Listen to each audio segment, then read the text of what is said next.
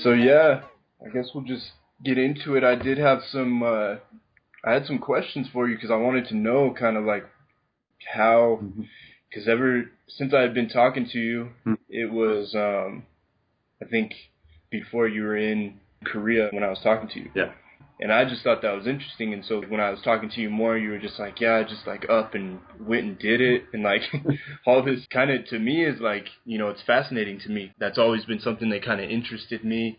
And I want to know more about it whenever I come across people who have done stuff like that. Yeah. So, yeah, and then I thought it would be kind of valuable too for my YouTube channel that I have and for people who are just trying to get better in general, just improve themselves. I think it's valuable to hear stories or hear from people who have done things like that or have done something so by society standards is kind of outlandish or something, because it shows what's possible and what you can do and so what we're capable of as humans. So I thought it'd be cool to just get some insight from you. And like one of the main things I wanted to ask was like, if you're cool with sharing it, like what was like one of the big reasons why you did that? Okay. So there's a big convoluted, super long story that started 2 years ago, and it was a process of just finding myself and like really finding my purpose in life, finding my confidence, and then taking actions and doing things that showed myself how much I valued myself. So what caused last year, in April, I quit my job, I broke up with my girlfriend, and I moved in one weekend. I knew something had to change, so I just burned everything to the ground. My job was treating me just like shit. They weren't compensating me well enough. I was putting in 60 to 80 hours every single week. I was in sales. This was April of 2015. Yeah. Right. Okay. And I was working in the cannabis industry because I'm in Colorado. And so I did that. Then I went. Booming industry too in Colorado. Yeah. That's like a booming industry. Yeah. Very much so. And then I went to a different job in the cannabis industry. I was in sales there. Same pattern. And so in September of last year, I just said, fuck it, gave the whole industry a middle finger and said, I'm going to go do my own thing. I didn't know how it would look. I didn't know what was going to happen. I initially thought I was just going to go to Korea for 2 months and then I was going to come back to the U.S. And so I quit, and the next day I had a flight to Korea. And I went and I started finding all the things to do for like an online business, doing internet marketing.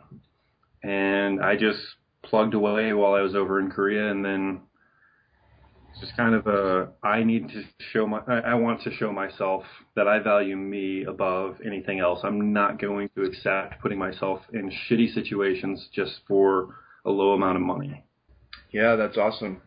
Yeah, that's cool. And so I know that that's kind of how I met you, or how we came across. Because I think you were doing the 67 steps or something. Ty Lopez. Yeah. Yeah, and I was in that same group or something. And but were you before that time?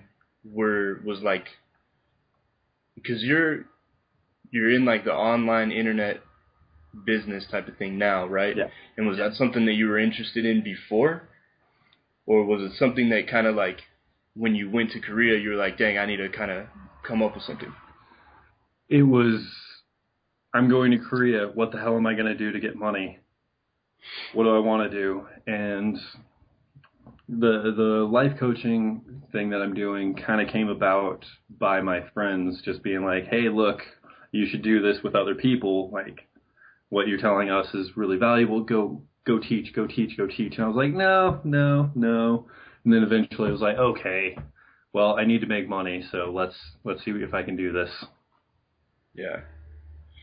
Cool. Yeah. So it was life coaching. So before that, so you had like valuable information for people? Yeah. before Yeah. you decided to do it? My whole life's obsession has been focused on interacting with the world in a more authentic way. It's been about, like, we all know that there's like a pull to something bigger than just us. So for me, it started even when I was like 4 years old. I was going to church. I was raised in a Christian house, and so that started. I would be reading the Bible. I'd be praying. I would be doing all the things that Christianity was saying was what you needed to do to connect to that thing that's bigger than you.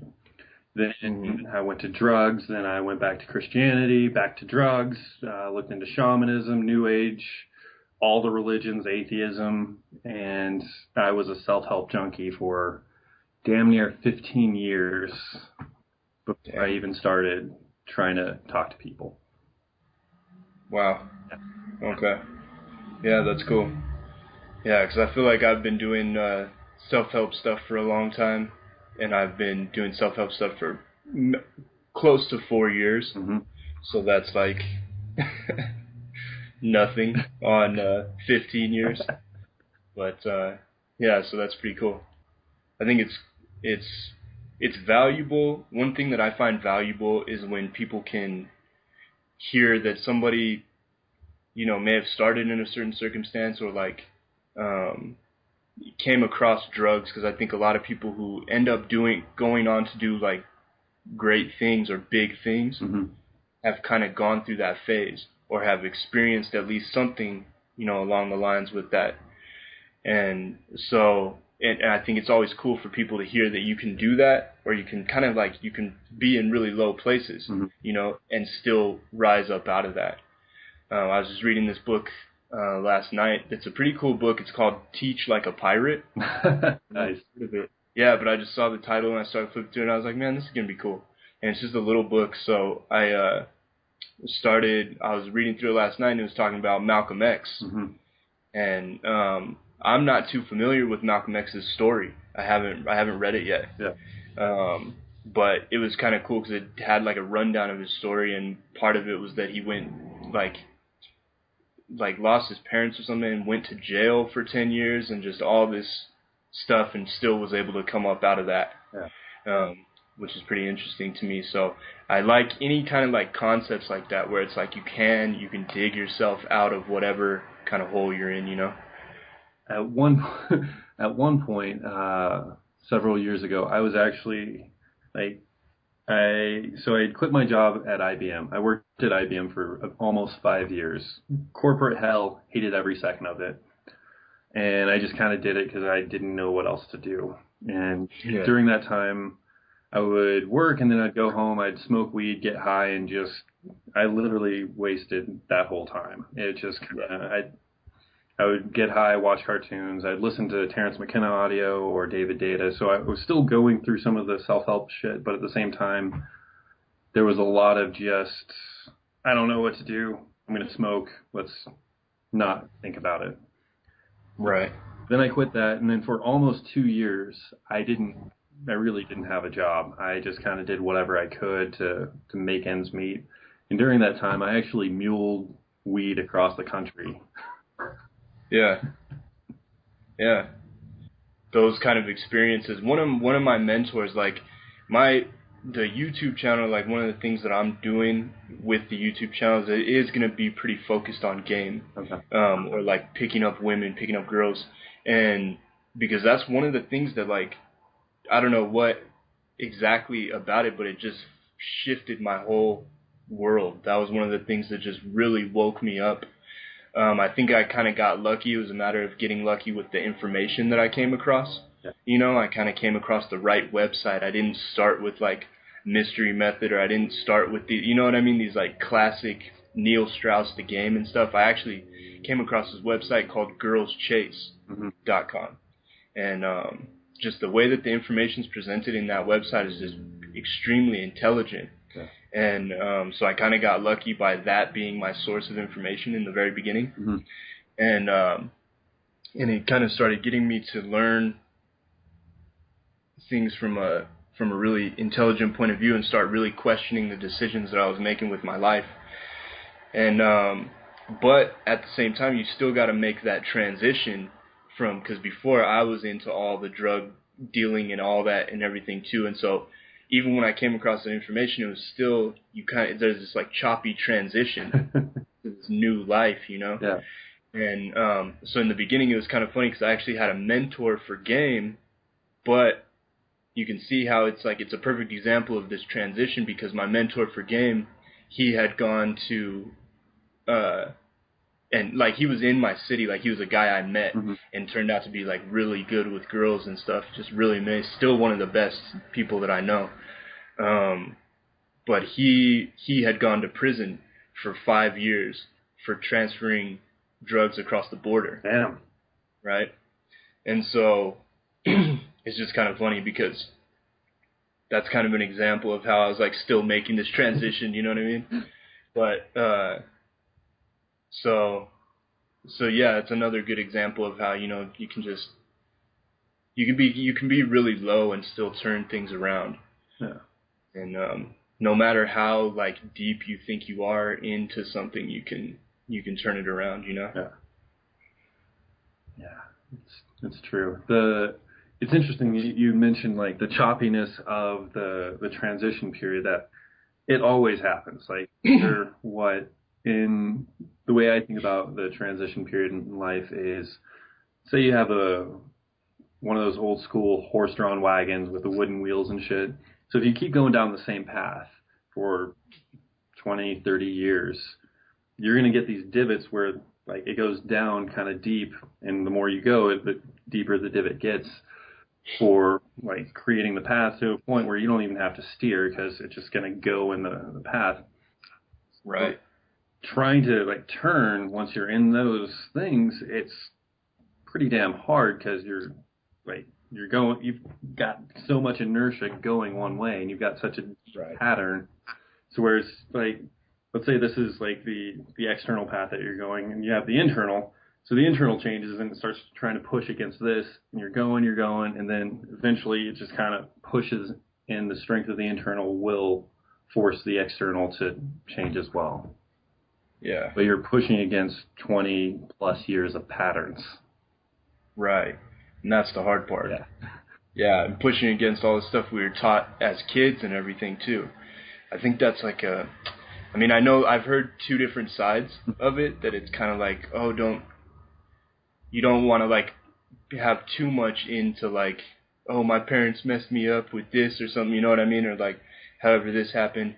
But it's like, at the same time, I think there is kind of like a balance that can be found there. You can kind of get a good understanding of why you think the way you do and stuff, because I think you are influenced by those developmental stages in certain ways, So I like that you're saying that it can take, 20 plus years of this certain thinking or certain way of doing things. And in my opinion, I think it's good to be aware of all the different factors. My Siri just randomly came on. Thanks, Siri. But that's so crazy, because I even put it on Do Not Disturb so that nothing like that would happen. Shit happens. Yeah. No, that's cool. Yeah. No, I was going to say I don't know what I was saying, but I like that concept. I had never actually heard that concept before, that it's like the internal and the external are meeting up like that. One of the ways that I had thought about that concept similarly was in a way that I think is kind of interesting and kind of helpful in sometimes, is I think of it as like a tributary or like a river or something, you know what I mean? Yeah. Where it's like your thoughts have been constantly traveling down this river, and so what you want to try to do is start somehow diverting water to go into a different path, you know what I mean? Yeah. And at first that stream is just going to be small, but you got to kind of like dig away at it, or whatever you're doing to get the water to go that way instead. You just work on it, and then pretty soon it'll actually start to feed itself and get bigger and bigger that way, I like that example too. Yeah. But yeah, so that's cool, man. That's good stuff. One thing I wanted to ask was like, what was what was one of the craziest experiences that you had when you're out there? Because I know that anybody who like is thinking about doing that, like thinking about just uprooting everything, just like change my life, throw it all, like that picture where the guy's throwing all the papers, you know what I mean? It's like, fuck it. Like, if you want to do that, like people who are thinking about doing that, I think one thing that comes to mind is you're like, well, what kind of crazy experiences am I going to go through out there? You know what I mean? Or how can I like be prepared kind of, but like, which is something I want to ask you about too. Like, what did you do to kind of prepare? But for now, I just kind of wanted to know, like, what was a few like crazy experiences that you had, or some of the most memorable experiences you had? The most, I guess, crazy would be the word, was literally for the last 2 months that I was out there. So I spent 5 months over in Asia. There was 2 months in Korea, a month in Thailand, 10 days in Malaysia, and then another 2 months in Korea.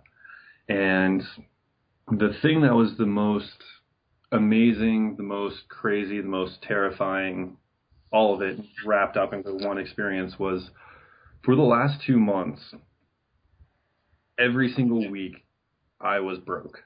I would just get enough money to have housing and food for a week.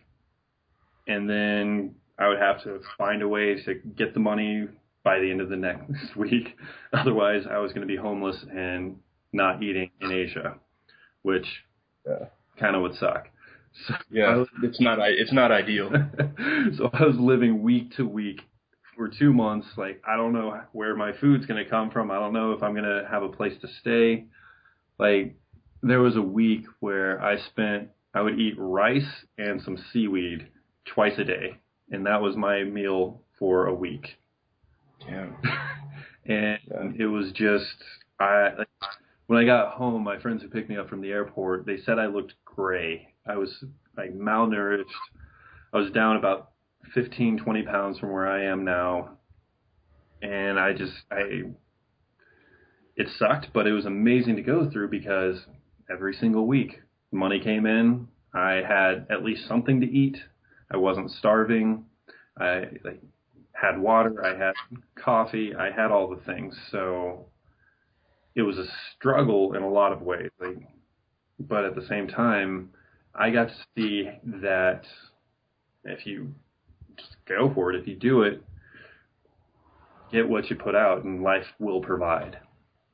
And you still survive. Yeah. You survive. Yeah. And yeah, man. Now looking back, one of the more interesting things that I found, one of the lessons I got is you can put in 16 hours a day, you can put in 4 hours a day. If you're doing your thing and you're focused on your thing, for me, like if the internal guides us and the internal directs us. So if you can do the same amount of, you can do a shit ton of work or a tiny amount of work, you're going down the same path and the same results end up happening. So there were times where I spent a couple weeks where I do like 16-hour days. I stayed up overnight, just worked all night. Same results as the days when I was doing like 3 hours of work, or I spent a couple weeks doing like 3 hours of work and then just enjoying myself. Oh, wow. Same amount of money came in, same results, same thing.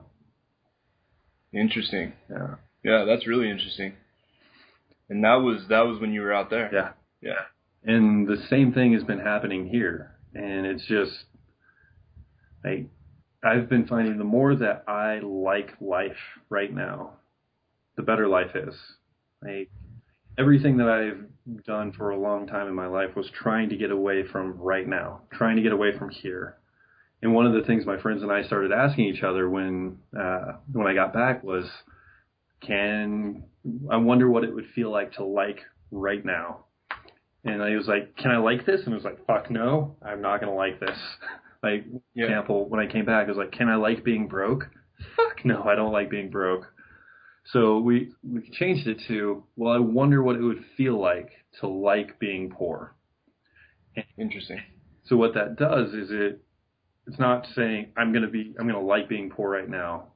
It just kind of opens up the internal to be like, oh, this is what it would feel like to like this moment, to fully accept everything about this. When I say like, that's what I mean. It's full, complete acceptance to where I'm not trying to get away from anything right now. Can I actually like this? Okay. That's what it feels like. And then you get to what that does is it makes you realize there's a choice. Every single moment there's a choice. If you know you can have the feeling of in full acceptance of liking this moment, then you know you don't have to choose hating this moment. You know you don't have to choose to feel like shit right now. Well, there's an option, there's an alternative. Well, I want to choose this one. And so every moment it goes back to the pattern thing.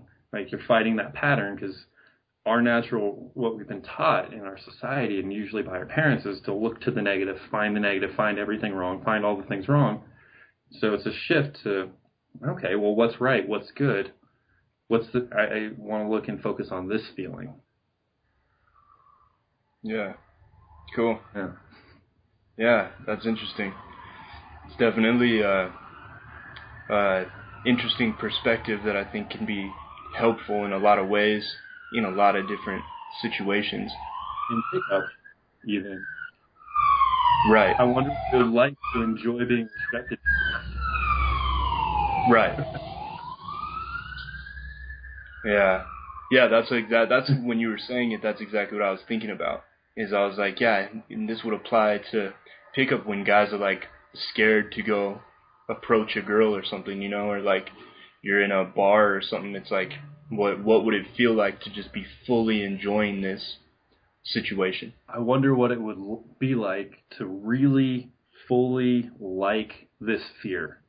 The fear before you go and you talk to the girl. The fear before, like that you feel in the build-up. The unsureness that you have. I wonder what it would feel like to enjoy that, to fully like that.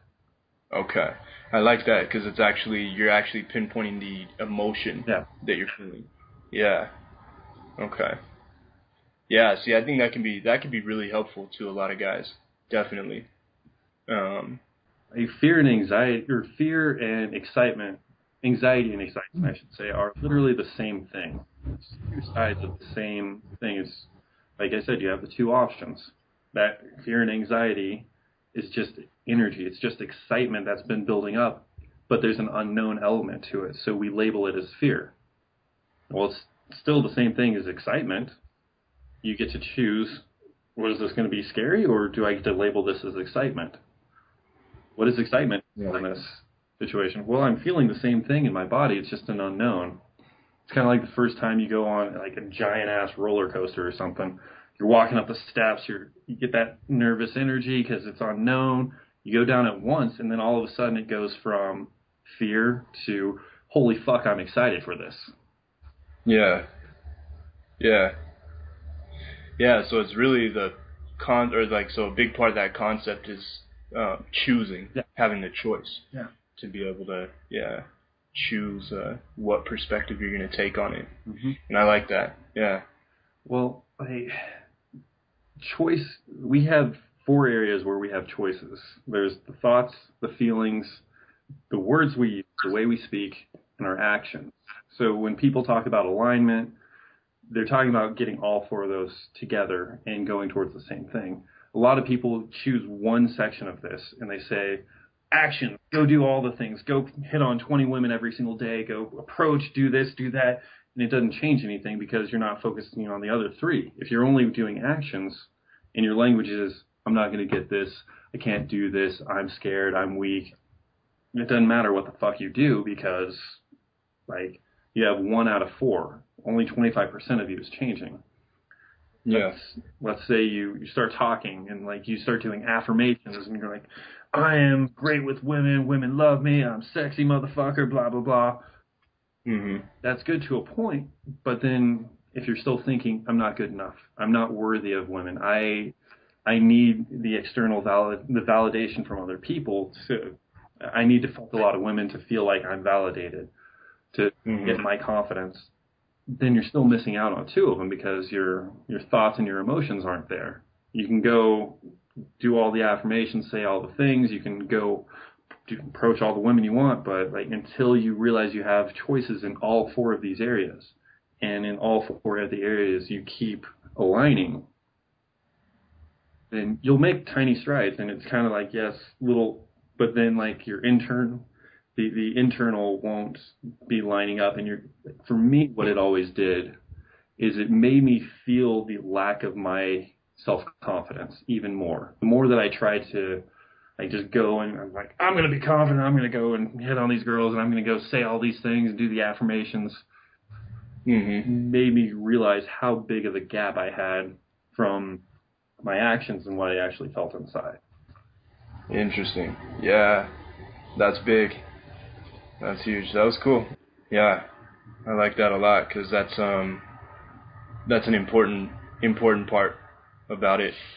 Do you remember kind of like where you learned that from, or maybe where that you started to generate those understandings? A lot of it actually came from a mentor of mine. So when I came back from Korea this last year, I kind of ran it and hid and just was like, I don't want to do anything. I felt like a giant failure for a few. When you came back? Yeah.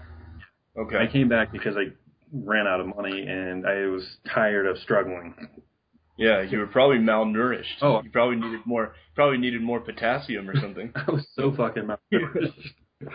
And so like when I came back, I had a few month period of that, and then one guy reached out to me and he started asking me about coaching, and that made me realize that I still had all this unresolved stuff, and I had kind of been hiding from myself the fact that I felt like a failure. And just with working with him over the summer, it made me realize, I've been no matter how much I had done, no matter what I changed, no matter how much action I took massive action, I did all the things, I wasn't aligning myself. I didn't take the time to really find the roots of things and then find my shadow, change it. It took me 2 months of journaling to realize that one of my biggest issue inside that had been that had been causing all these results that had been betraying me was when I was born, I was an accident. And this might sound cheesy and silly or whatever, but this had a huge impact on me. So I was told I was an accident growing up. Oh, Brendon, you're just an accident. You were supposed to be a girl, but you're a boy, and you're an accident. Ha, ha, ha. And what that did for me is, as a little kid, we interpret things in certain ways. Totally. I interpreted it as, I'm not worthy of being alive. So every single thought I had, every feeling I had, all the way that I spoke and the actions I took, all were in alignment with that. So even though I tried to change my actions, I would do it enough, but then at the same time, the end result would be I'm not good enough. And our brain is amazing. When those deep, deep beliefs that we have, no matter what we say, our brain will constantly be like, see, look, you're not good enough. See, look, you're not good enough. See, you're not worthy of being alive. You're not worthy. You're not worthy. All day long, it's pointing out all these things to us. So then it gets reflected to us. And I didn't have the idea of all four areas until this guy pointed it out. So it was like, okay, so that's my shadow. That's the part of me that I've been choosing to allow to run my life. But that's not my truth. That's not who I really am. So you have I realized I had these two parts of me. And so I mapped it out. I wrote out all the shit. Okay, so I have this shadow that says I'm not worthy. Well, how does that come out when I'm thinking, when I'm feeling, the way that I'm speaking, and in my actions? How do I stand when I choose to believe this? How do I speak? What is the tone of my voice? How am I holding my face? All these things. So then I mapped that out. I had a journal with me all the fucking time. I still keep mapping it out and how it shows up. Okay. And then it's like, okay, I got to a point and it's like, okay, so that's my shadow. That's how that shows up. What's my truth? And then I got my truth. Okay, so I am worthy. I am enough as I am. Okay, so if I am enough, if that's the truth for me, how does that show up in all of the areas? How do I think when I feel that I am enough? How do I feel when I'm in my truth that I'm enough? What way do I speak? What are the words I use? What are the words I don't use? And then how do I act? How do I hold myself? How do I interact with the world? And then in doing that, it created this nice gap because it made it super clear that every moment there's a choice. I can choose to allow the shadow to rule my life, or I can choose to grab my truth and be like, okay, I've mapped it out. And I don't really feel like I'm in my truth right now. Okay, so what would my thoughts, my language, and my actions be in this moment? Okay, I can choose those. I might be feeling off, but I know how to act. I know how to behave. That reaffirms my truth. I know what inspired action, inspired thought, and all of those are. And then it's a constant reminder, like mornings and nights, I still remind myself every day, who am I in my truth?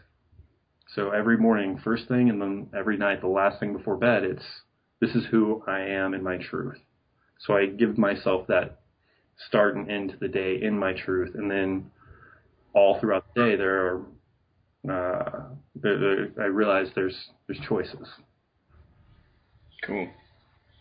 Yeah, that's profound. I think anybody who watches this or listens to this or anything should go back and like re-listen to that multiple times, just because the way I see it is it's such a big thing that's so powerful to each individual, right? Yeah. And so it takes all these years to be able to construct something like that for yourself. Yeah. Right? But you do a great job of explaining it and like kind of breaking down how you can do that and like what steps you take to do that. But it's this really, I want to say like, I don't know if it's the right word, but like ethereal kind of like concept, right? That's intensely powerful. It's extremely powerful, but needs to be developed. You need to really put some work into figuring it out for yourself. That's the thing that I love most about this whole thing is it's not me saying I'm right. Here's my truth. You need to do it my way. It's here's some tools. Go find it for yourself. You're the one who has your own fucking truth. Go find it. Find your truth. Own your truth, and then live your life according to your truth. Like, the thing that in regards to pickup, the thing that I've been finding is now that I have this, I don't try. The feeling like I need to go and get girls, everything that I used to think, gone. I get to choose to be me, and then girls just come to me. It's become silly how easy it is. And there's no, like, it's not like I need to pretend like I have confidence and act like. Confidence is just a measure of how much you know your truth, and then you live according to it. Yeah, and that's really good to bring up too, because I know one of my mentors in game, he said a concept that really helped me get a good understanding of things along that line. Is that because he's like you in game, or like if you're referring to game, he's like, when you get to the end of it, if you spend 15, 20 years focused on game, he was like, at the end, what your answer is going to be, or like what you're going to find at the end, is that you need to just be you. He was like, just be yourself. Yeah. He's like, that's what you find at the end. And he was like, but what was really cool about how he said it was, he was like, at the beginning, he's like, that information, you can't just tell someone who's brand new to it, just be yourself. Right? And so that's why I like kind of tying it together, like what we're talking about is awesome, because it's showing that, hey, it takes like 15 years, or it takes all this journaling, it takes all these experiences, going through all this stuff, and that's how you're going to get to discover your truth. Right? That's how you're going to get to discover how to just be yourself or whatever. So you have to go through all this stuff. And so I like how he puts it. He's basically like, so like in between, you still want to practice techniques. Yeah. You still need to practice stuff. You still need to use different tools. And that's how you start to discover your truth.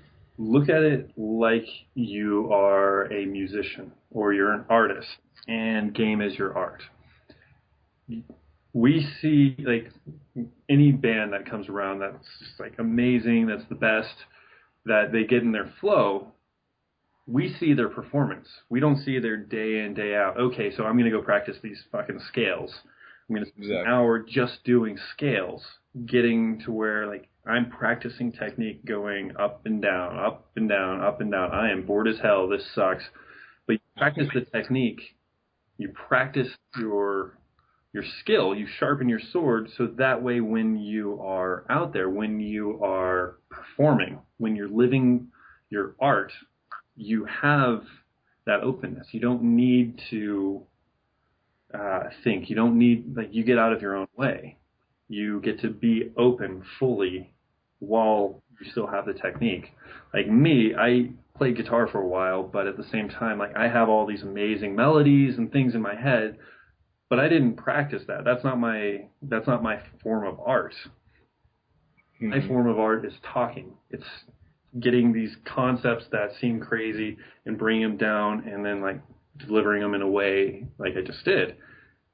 So if I tried to go create a symphony, it'd be awful. It would be miserable because I haven't practiced that. Right. Yeah. So it's that practice, it's that process. Yeah. Yeah. That's a word that I've been really keeping in my head a lot recently, or I've been coming across a lot, like my mentors and, you know, books I'm reading and stuff keep kind of drilling down on this concept of process. Mm-hmm. Like, follow the process, have trust in the process. Yeah. And so yeah, I really like that concept. Have you heard of Arash Dibazar? I have. Yeah. Okay. So I was gonna say some of the kind of like concepts that you're talking about, or even like the way you're delivering it, it kind of reminds me of him a little bit. Compliment, I'll take it. Yeah, and so yeah, I like that. That's really cool that's your art, because that's something that I'm really interested in too, is being able to. And that's one thing that the first time I heard that was from Arash, where he was like, it's trying to get these concepts and deliver them to somebody else, mm-hmm. or make it communicated in a way where it's understandable to the other person and stuff like that. And so that just reminded me of him. Nice. I actually got it from Alan Watts. Okay. And one of the things that he said one of the things I was listening to the other day is, you're not a master if you don't know the fundamentals of what you're doing. Mm-hmm. So all of this life is a silly little game. We have no idea about the meaning, about what goes on, any of that shit. But we all have like the fundamentals of how we've changed, and we can help other people through that. And we all search for our own little ways of finding that. And then once we find it, then we know, and we can repeat the process. It's like success and all that. It's a repeatable process, because once people have one successful business, they can repeat it 2, 3, 100 times and get more successful businesses. Right. Once you pick up one girl, you know the process for you, and you're able to go through and do your own process. And so, right. Yeah. I think I just confused myself with that. It happens all the time. Yeah. No, that's cool.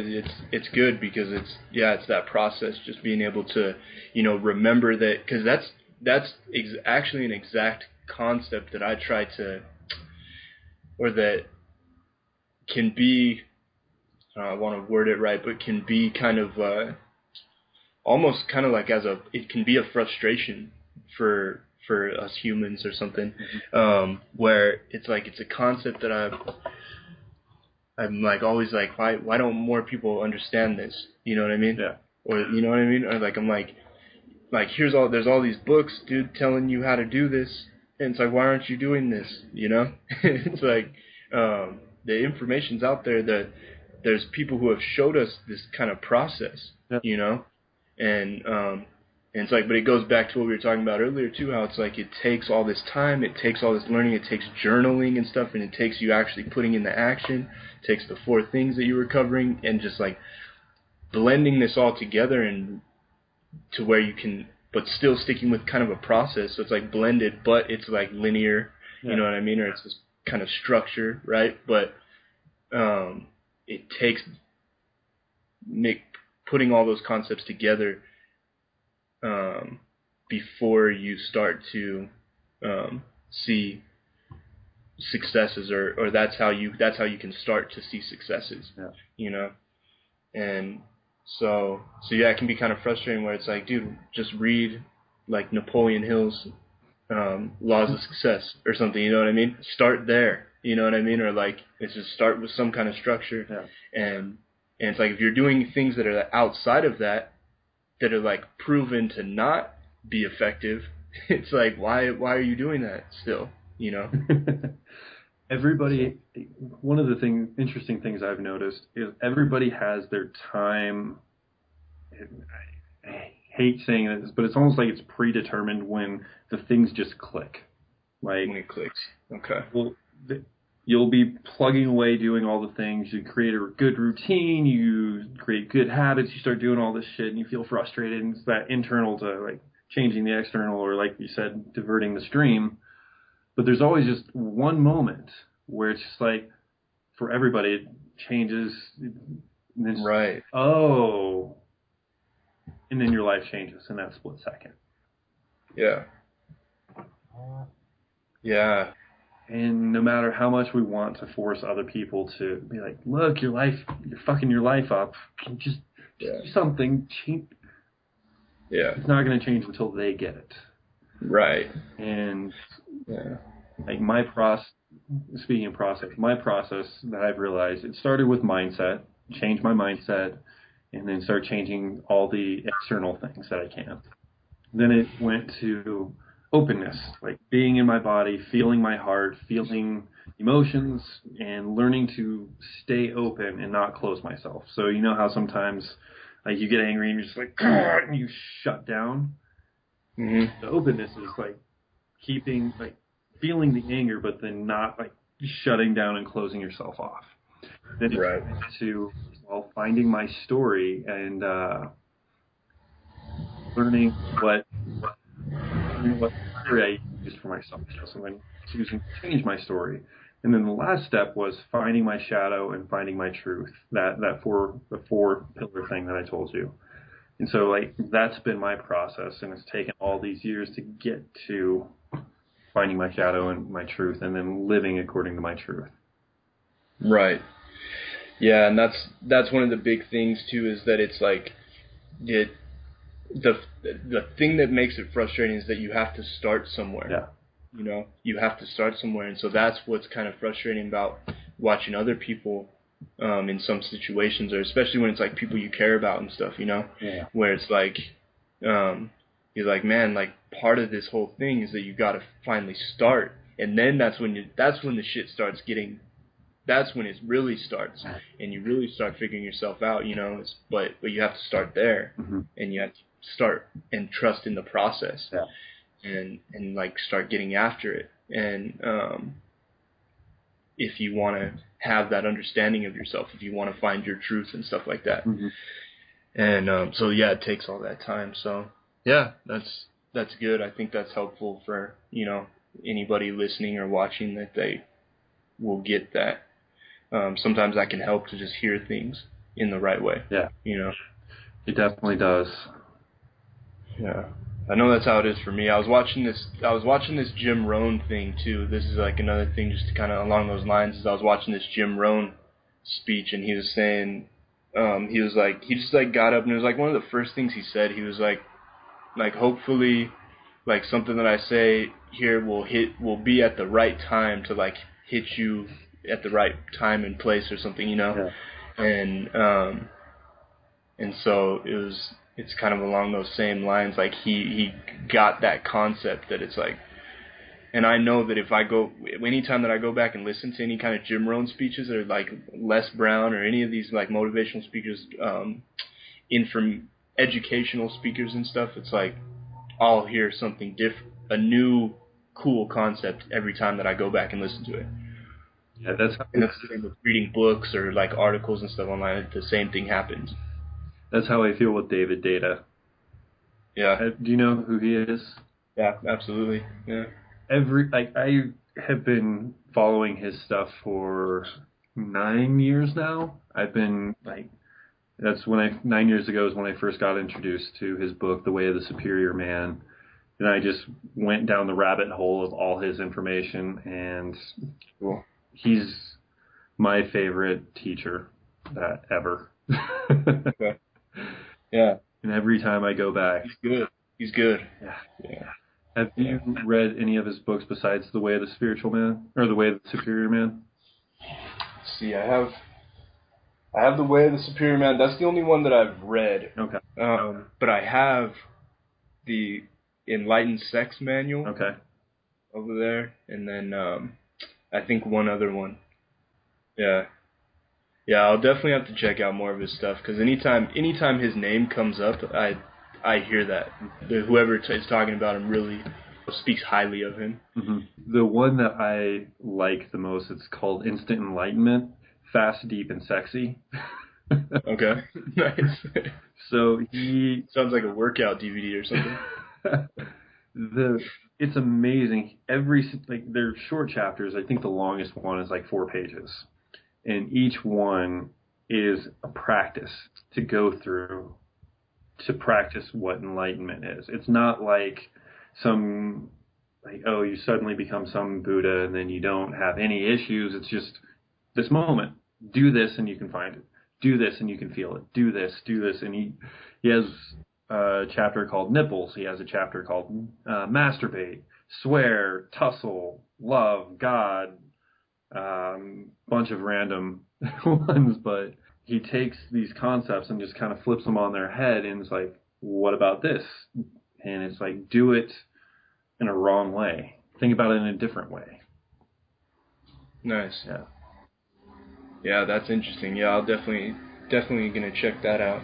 I have one more, because I know I have 3. I have 3 of his books. Is it Blue Truth? No. So I have the Enlightened Sex Manual, and then The Way of the Superior Man, and then I have the other ones like hidden. Wild Night. Hidden. No. Okay.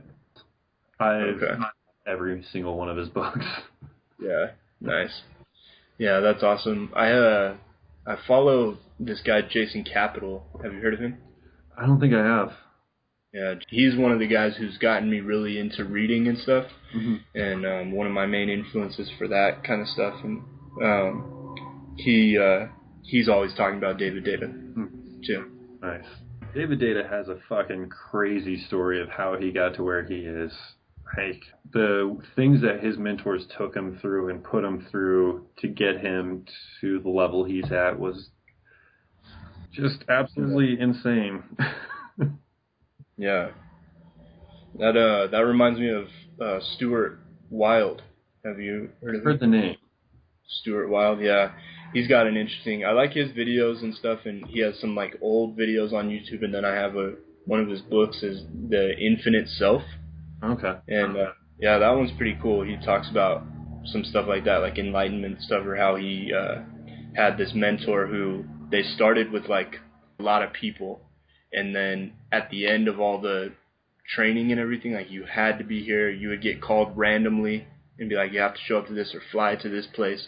And even if you were like 1 minute late to the meeting, you were kicked out. And so after like 3 years or something of that kind of stuff, there was only 3 people left. I think I've heard that story before. Yeah, it's another thing with like process, you know.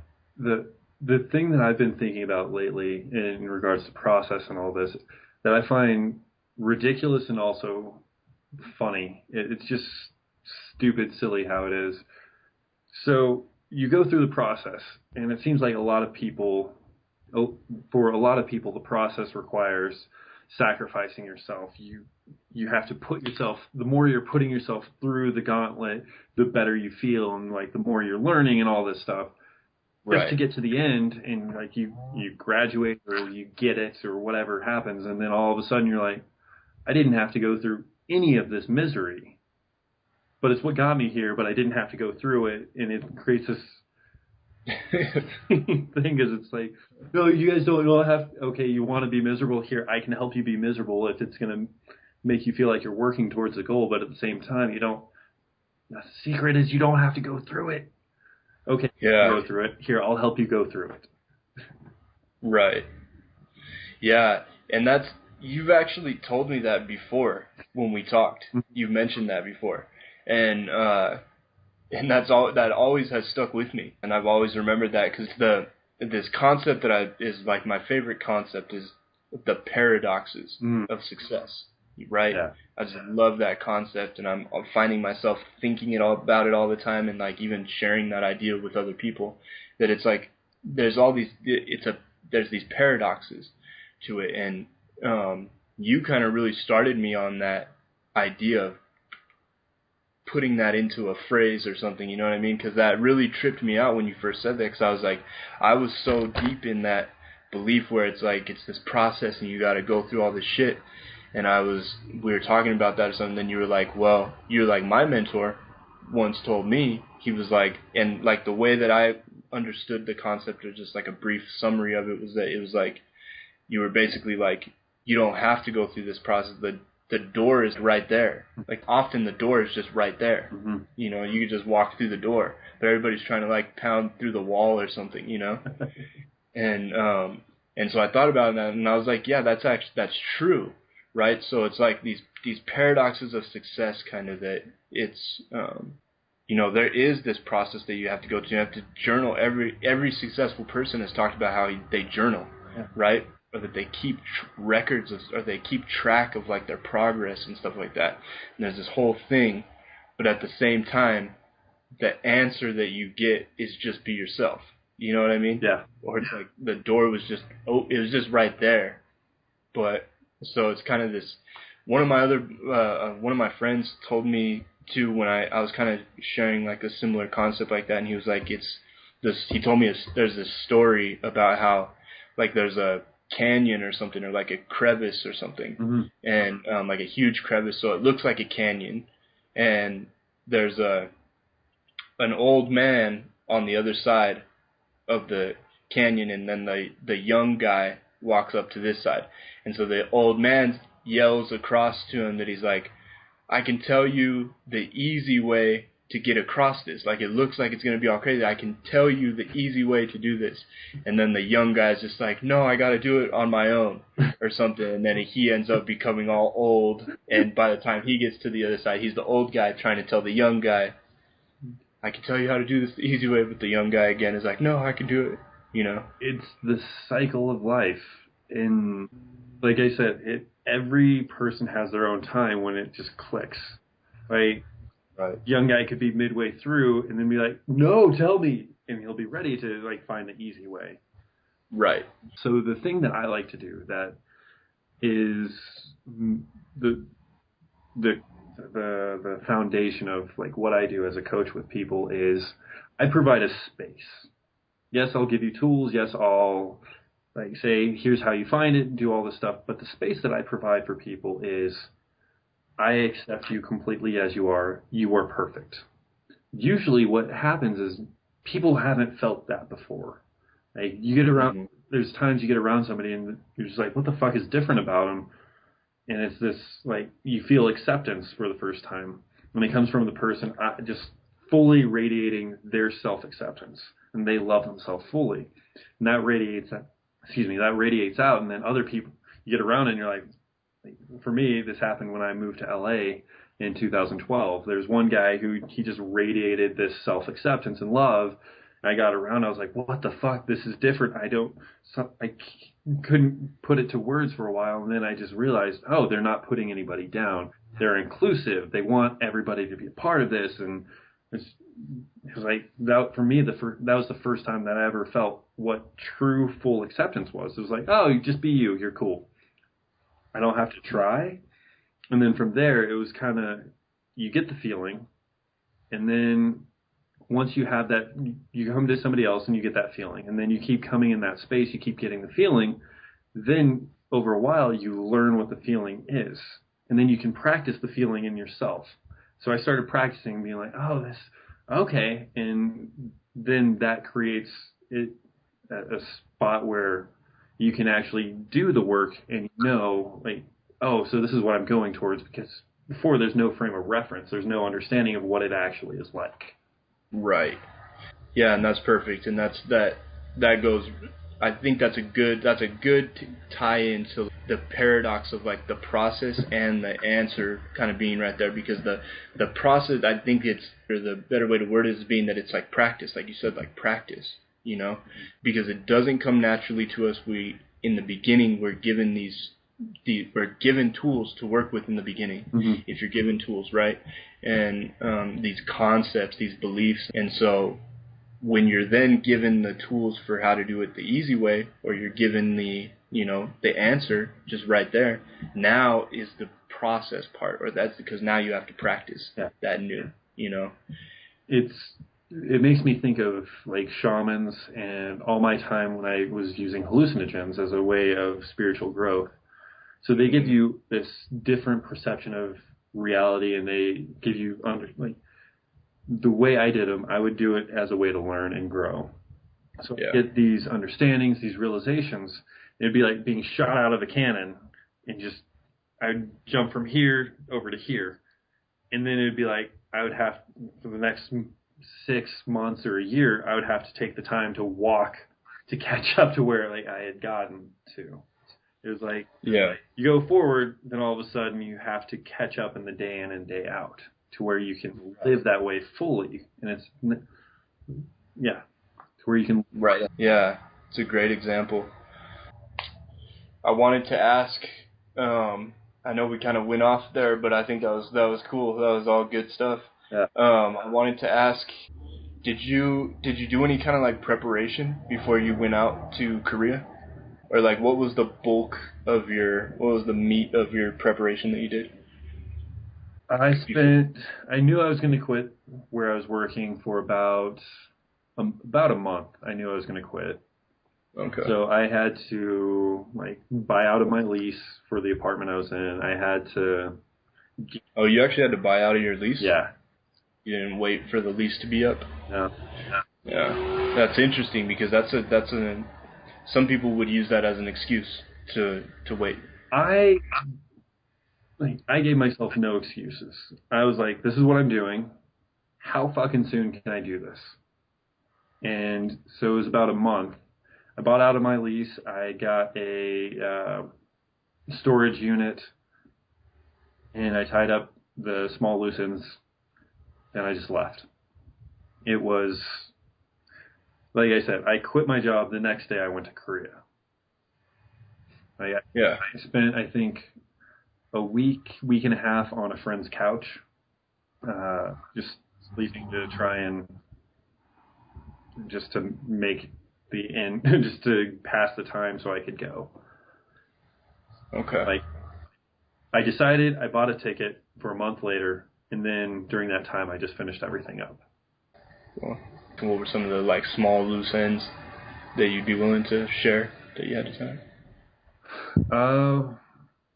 Small loose things I mentioned, the making sure I had the toiletries for while I was over there, making sure that my credit cards would work, or my debit card would work, so I had to go to my bank and be like, hey, I'm going overseas. I see. Okay. I want my card to work in this country. Don't be alarmed. Right. Changing all my mailing address, making sure that I had a place to stay while I was over there. So I just used Airbnb as a way to find places to stay. I speak Korean, so it's kind of easier for me. And I can't eat things with gluten, which is in a surprising amount of things. So I had to go about and find.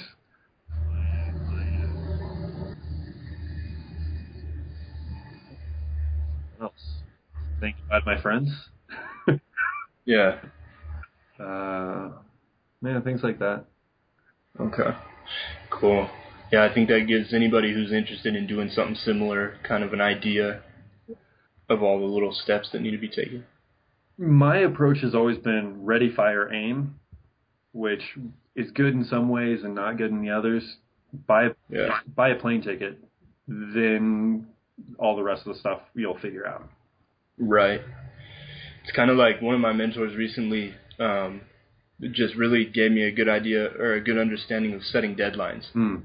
So it's kind of like setting a deadline. Yeah. You force yourself into setting a deadline. You know what I mean? Oh yeah. Yeah. It's good. Right.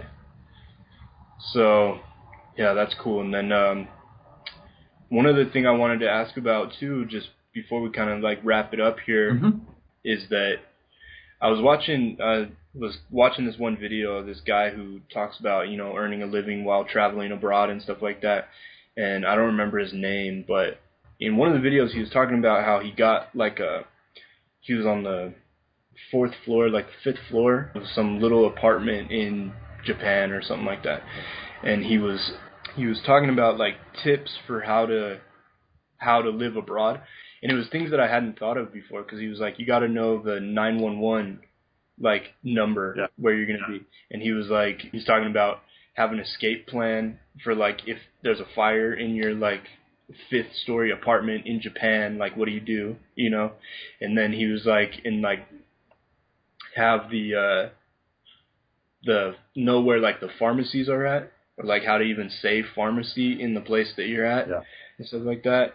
And so like I wanted to ask you like what were some of those kind of things that you came across once you were out there? Or did you watch videos like that, or like kind of get a list of preparations for stuff like that, or no? No, I just went.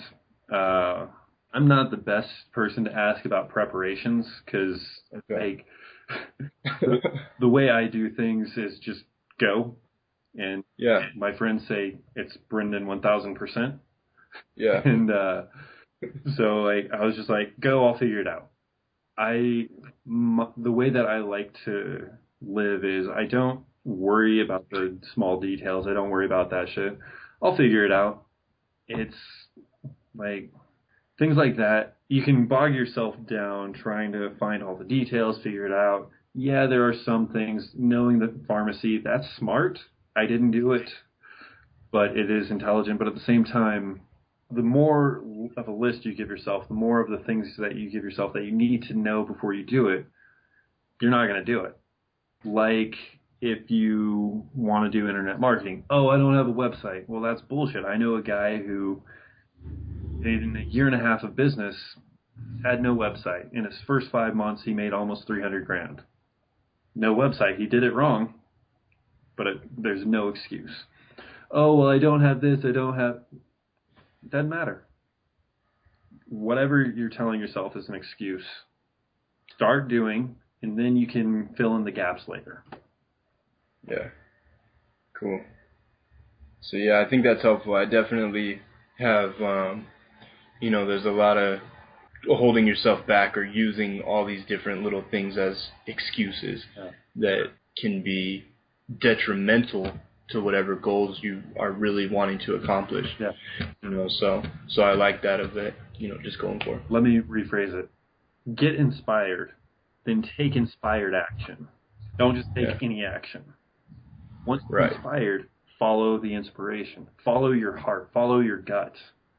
And do that. Then you can fill in all the rest of the holes. If you wait, then you're creating a gap between inspiration and doing. And that's where the questioning comes in, the doubt. That's when, oh, but I need this. All these excuses come in. It's the longer you wait from inspiration to action, inspiration to inspired action, the harder it gets to do it. And the more you fill it up with just doing random action that has nothing to do with what you actually want to do. Yeah. Cool. And I want to mention one thing just because I heard this recently and I loved it a lot because I want it to be something that if anybody's listening to my channel, I want it to be something that they hear. Is I heard somebody said recently that he was like, following your gut is good advice, but you have to check it because your gut wants, he said it in a way where he's like, your gut wants that donut over there. Or he was like, your gut wants, because you know what I mean? He was saying kind of like if you're an overweight person and you're trying to lose weight, in your gut, if you like just follow your gut, you're going to be like, yeah, I want that donut and it's okay or something, you know what I mean? And so I think it's an important concept that I like to mention to people that don't, because it's like, it makes me think of how as you go farther along in the self-improvement journey of your own self-improvement journey, another part of like what's kind of frustrating about when other people aren't doing that for themselves is that, especially the people that you care about, because you're like, once I get higher up in the self-improvement journey, I'm not going to be able to help these people as much is how I feel sometimes. So I'm going to be like, the concepts that I'm going to be dealing with once I'm at this level, it's going to be harder for me to come back down and help them out with concepts they're dealing with down here. You know what I mean? I disagree. I've thought that for a long time too. But I think it was Einstein that said, if you can't explain your concept or your thought or your theory in a way that a 5-year-old can understand, you really don't understand it. So that disconnect is a gap that we create to make ourselves feel like we're further along. Every single thing that we think about, every single thing that we've grown through, when we truly get it, we can explain it in a simple enough way for anybody to understand. We can help everybody. We can think back, like what I said earlier, about, oh, you don't have to go through the stress and struggle. Well, you want to. Okay, well, here, I can work with you in where you are to help. Like, I can create stress and struggle for you and create sacrificing and doing all this shit, and I can still help you along, get you to where you're going to go faster. Does that make sense? Yeah. Yeah. And that's it's like the paradoxes, right? Yeah. It's like there's these two truths that they're like true at the same time, you know? Yeah. So yeah, it's kind of like a paradox where it's like that Einstein saying. I like that one too. That it's like you want to learn how to be able to explain it to a 5-year-old, or you want to like in Ty's 67 Steps, he says that my grandma should be able to understand your business idea. My 91-year-old grandma. Yeah. If you say you're leveraging technology to enhance digital like counterparts or like something like that, it's like no one's going to understand that, you know? Yeah. So that's a good thing to keep in mind. And so I guess part of what I was trying to get to is just that it's for people who are earlier on in a self-development journey, I think they can be they don't have as much information, right? Or they haven't read as many data books, or they haven't read as many of these different kind of concepts. So it's easier for them to be misled by a generalized statement. Sure. Is really what I kind of was leading towards. Yeah. Because at the same time I am fully aware that like you gotta trust in your gut in many situations. You know what I mean? If not all the time, but on the same token, there's efforts. You have to practice, like the guitarist you were talking about has to practice and be bored and be like, damn, this is boring and shit. I don't like this, but it's for something. You know what I mean? This is where for me, journaling the shadow stuff came in, because like your shadow is we lie to ourselves better than anybody else can possibly lie to us. Right. And so like, oh, I'm trusting my gut. My gut says eat that donut. It's not going to be a big deal. No, that's your shadow. That's you buying into your own bullshit. Your truth is, that's not healthy for me. I am healthy. I choose to live healthy. I choose to do what's best for my body because my body is me. Okay, so what is best for me? Well, fuck, that means I got to go do the working out. I got to change my diet, eat more greens, less of the shit. Okay, I'm not going to eat this donut right now. I'll eat it after I work out, or like just delay it and like choose to not buy into that bullshit because that's your shadow lying to you. And like it's this interesting thing where like, the more you map it out, the more you see, oh, I've been lying to myself all these different ways. Fuck, okay. But you get to see it, and the more that you write out and the more that you have it mapped out of how your shadow shows up, the easier it is to be like, oh, choice right here, right now. Okay, I choose this. Cool. Yeah, I like that. I just like to make that distinction. You know what I mean? So if somebody's listening to my stuff, I want them to be able to, you know, have that distinction of, you know, it gets a little bit deeper. There's more factors to it, you know? Yeah. So. There's so many. It's. Right. The thing that, the place I keep coming back to is it's another paradox. So you keep going deeper, but at the same time, at some point, you just have to live. Like you can keep working on the patterns. You can spend your whole life adjusting, fixing patterns that happened when we were kids, and you can just spend your whole life being like, I need to be fixed, I need to be fixed, I need to be fixed. Or you could realize you're never going to be fixed. You're never going to be that perfect, like walking on clouds and nothing bothers you. And you choose to say, right now, can I feel myself open as love? Okay, I am open. I'm love, even though I have this pattern. I am my truth, even though I have this pattern. And you can just live according to your truth while still adjusting and fixing the kinks and the patterns and all that stuff is good. But you still living according to truth right now. Like, don't worry about fixing yourself. Can you live? Can you take the thing you just learned and live fully with it right now? Can you be pissed off at somebody and still live it according to your truth? Well, if you can't, then what you just learned, you didn't learn it. Right. Yeah, that's awesome. That's important. I like that. I think that's super helpful for anybody listening. I think that's good and helpful to people, for sure. So I guess we'll go ahead and wrap it up here. Yep. It's a good note to wrap it up on, that sharing that wisdom. You got good stuff, man. I like talking to you because you always open my mind and open my perceptions to other kind of options that I hadn't been considering. Nice. Awesome. Yeah. I always enjoy a good chat, and very good chat, so it was nice. Yeah. Where can people find you at? Or if people want to get in contact with you, what should they do? What I use most is I use Facebook the most. Just search for Brendon Brackin, Brendon Brackin. Search for that on YouTube as well. And then my website is doeverythingwrong.com. I like that. I like that idea. What is the best way for people to get in contact with you? What do you like the most when people get in contact with you a certain way? Facebook is usually easiest. That's where I check the most. Okay. Yeah. I don't have a page to like. I don't have that. It's just a personal profile. So find me on there. Add me. Cool. Yeah, man. Awesome, man. I enjoyed the chat. Cool. Yeah, that was sweet.